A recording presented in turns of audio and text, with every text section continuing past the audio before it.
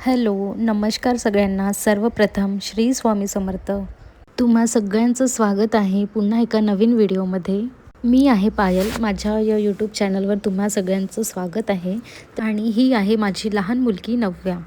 तर आज सकाळपासून पावसाला सुरुवात झाली होती. खूप मस्त वाटत होतं. काहीच काम करायची इच्छा नव्हती. पण आपलं जे रोजचं रुटीन आहे ते तर आपल्याला करावंच लागतं. सकाळचे 9:30 वाजले आहे. सईला शाळेत पाठवलं. नव्याची मालिश आणि आंघोळी झाली आणि तिला झोपवलं होतं. तोपर्यंत मी आंघोळ करून घेतली आणि रेडी होता होता बघितलं तर नव्या उठली होती. बघितलं तर काय, नव्याने सुसू केली होती, त्यामुळे तिला जाग आली होती. दिवसा मी तिला डायपर यूज करत नाही, त्यामुळे झोपेत जर तिने सुसू केली तर ती उठते. सकाळी आंघोळ झाल्यानंतर नव्या खूप जास्त क्रँकी होत होती. त्याच्यामुळे तिची तयारी न करता फक्त कपडे घालून तिला फिट केलं आणि मग ती लगेच झोपली. त्यामुळे ती आता झोपेतून उठल्यानंतर तिची तयारी करून देत आहे.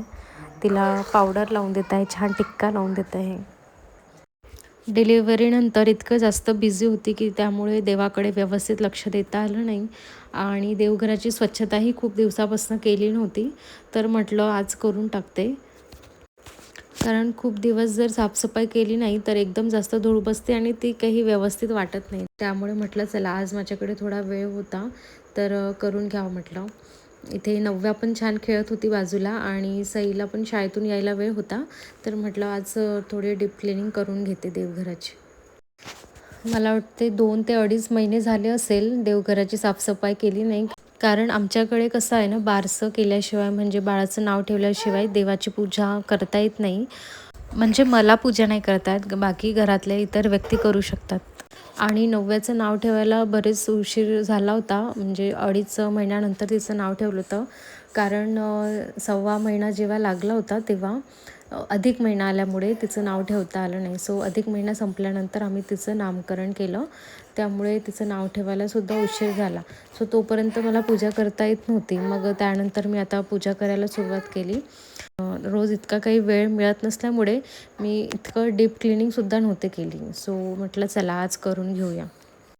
असं खूप काही डिटेलमध्ये साफसफाई नाही केली, पण जितकी काही धूळ होती ते सगळं आज साफ करून घेते म्हटलं. कारण काय आहे ना, उद्या एकादशी आहे ना, तर उद्या एकदम घाईगडबड नको व्हायला म्हणून देवांना पण उजळवावं लागेल. म्हणून म्हटलं आजच करून घ्यावं. कारण आपल्याकडे छोटं बाळ आहे त्यामुळे जास्त वेळ काही मिळू नाही शकत.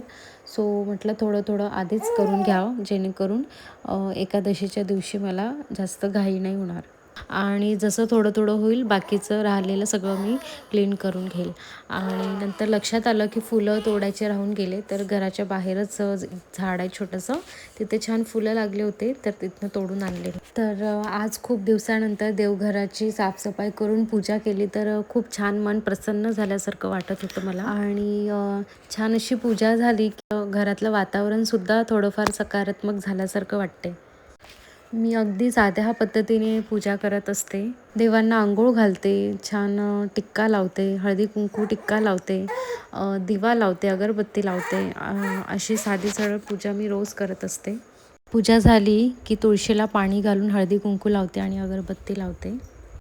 तेवढ्यातच सई शाळेतून घरी आली आणि हा तिचा रोजचा रुटीन आहे. शाळेतून आल्यावर फ्रेश झालं की या सगळ्यात आधी नव्यासोबत ती खेळायला बसते.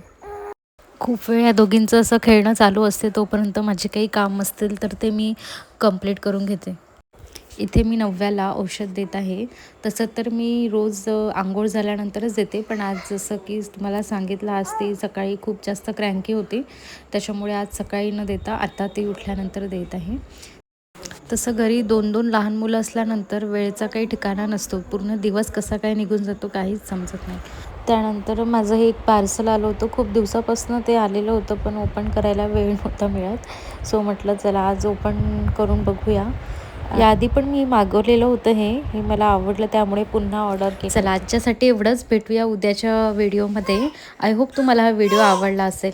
आवडल्यास या व्हिडिओला लाईक, शेअर आणि सबस्क्राईब करा.